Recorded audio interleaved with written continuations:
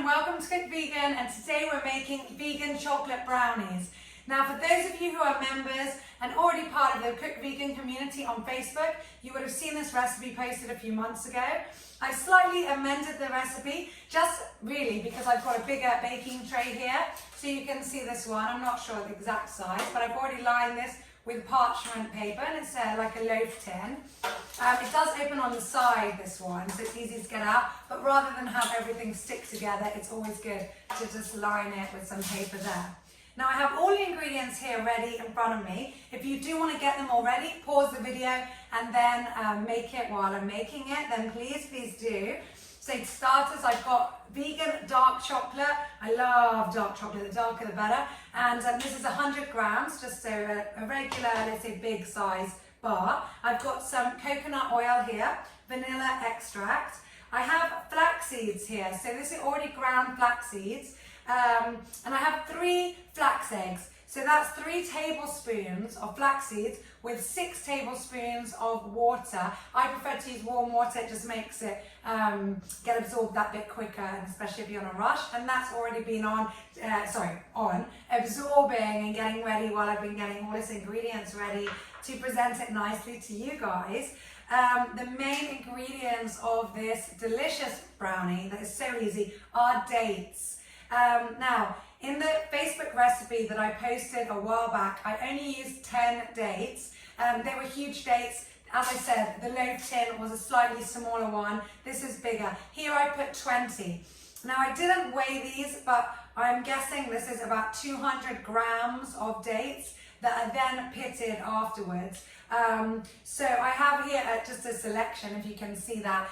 Some of them are bigger, some of them are smaller, some are these beautiful medjool dates, and that is the best dates you could use, and then you don't even really need to soak them. These have been soaking only for a couple of minutes, just with tepid water, a little bit warm water, and it's just been covered just with a tiny bit. So that also gives the cake, the brownie, a little bit of moistness. So yeah, it's good to have them soaked, even if they're super soft. Just put a tiny bit of water. So squash them down after you've pitted them, and put some water on top and just let them soak even for 5 minutes. That's just fine, and you're going to keep that water in with the cake as well. I've got some sea salt here.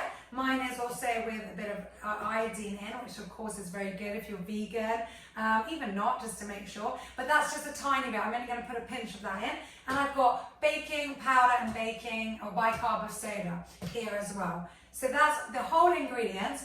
I have a Thermomix here that I'm making this with, but I have been making this cake for years, and I only got a Thermomix last year, or maybe a year and a half ago now. And before that, I literally had a food processor that I think was a freebie from a supermarket, you know, when you get enough coupons and you get it.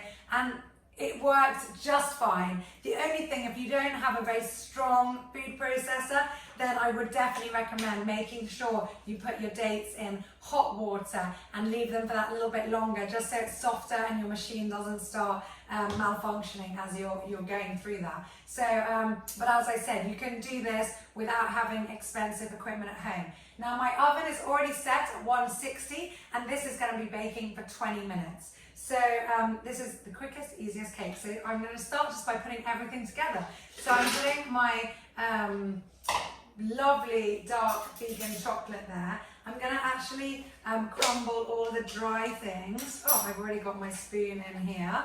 So those of you guys who've watched my videos before know that I try and make the most out of these pointless plastic medicine teaspoons that come with every flippin' thing that you buy for children. So I'm putting in here half a teaspoon of baking powder, and also half a teaspoon of bicarbonate of soda, baking soda. So I'm putting that, there we go, half there. Okay, and I'll also put in, as I said, just a pinch of sea salt. Oh, not too much. There, right. That's actually even more than I normally put. So I'm just gonna be a bit loud now.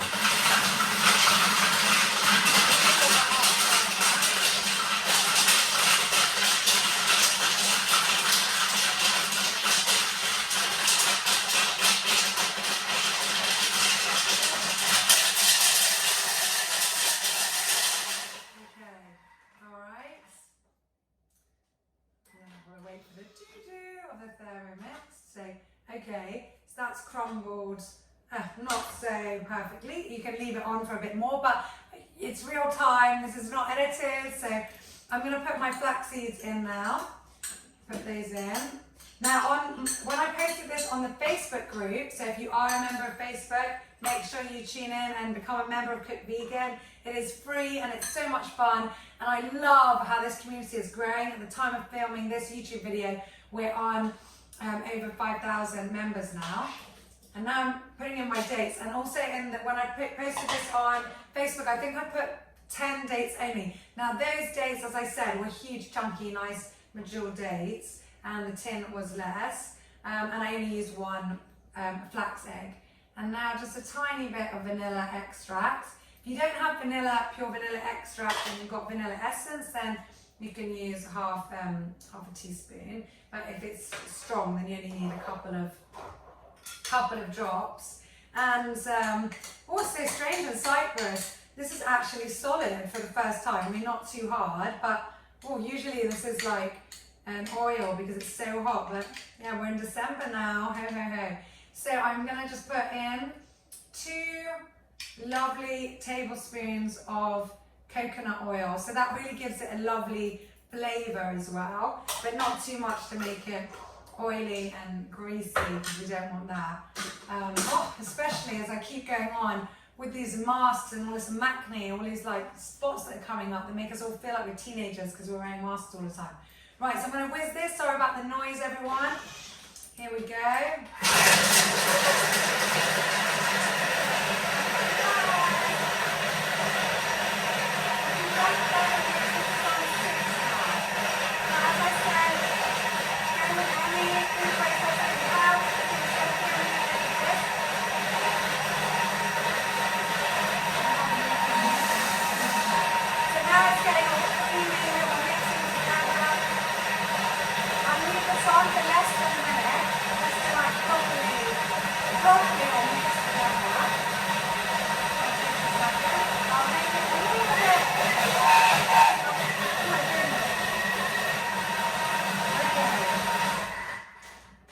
On for just 57 seconds.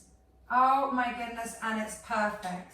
So I'm going to take that out. Now, if you can see this in here, it's a bit dark, sorry, I should be shining a light in that, but I'll show you as it goes in to our loaf tin.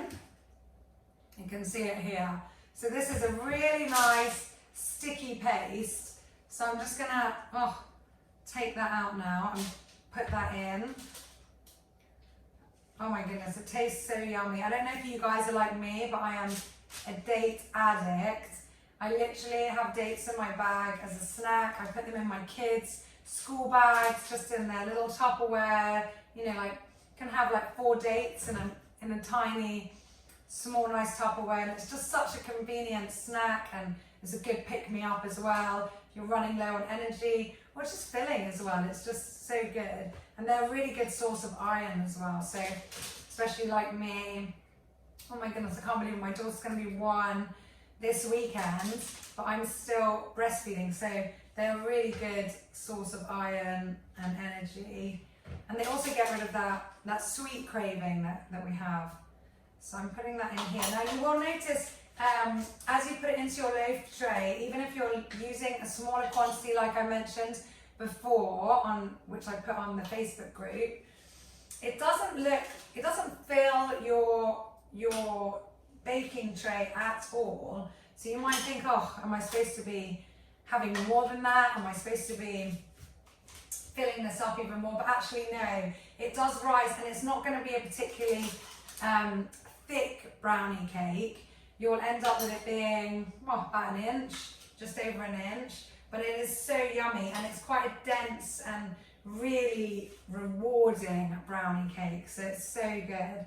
I'm embarrassed to say that if I have sweet cravings, I can pretty much get through this whole cake alone in a day. Oh my goodness, especially if it's a TV night, winter or summer, and just relaxing with a cup of herbal tea. Oh, it's so good. So there we go. That's nearly all out. So I'm gonna just smooth this along.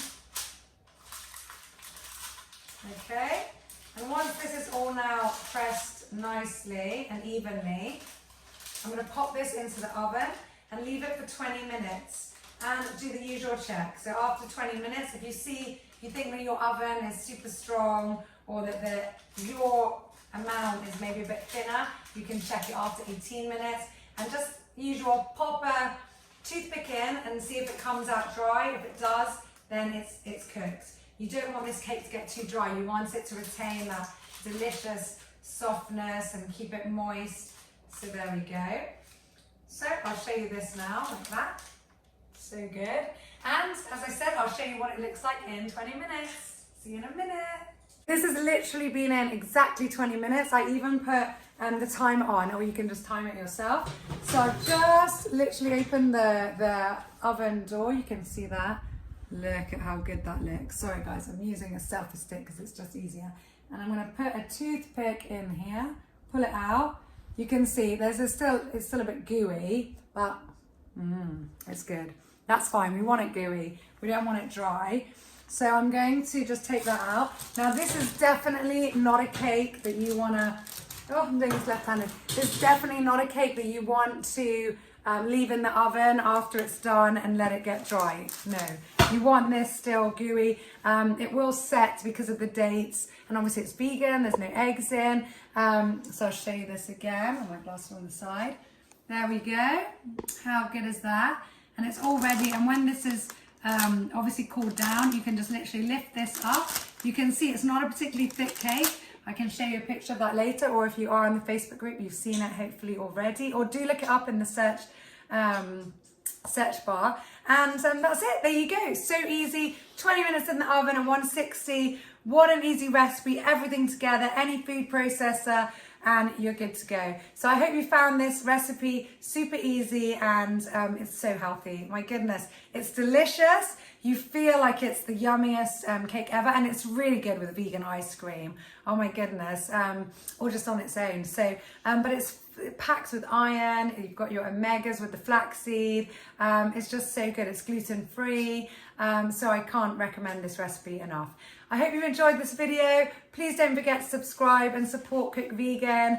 This is my hobby and I love it, and I love having all you guys being part of this community. And do put your comments below and I will definitely get back to you. And don't forget, if you're on Facebook, follow me there, Cook Vegan Facebook group. And also, sorry, the baby's wanting me now, Instagram, Cook Vegan Insta. So lots and lots of ways to be part of this community.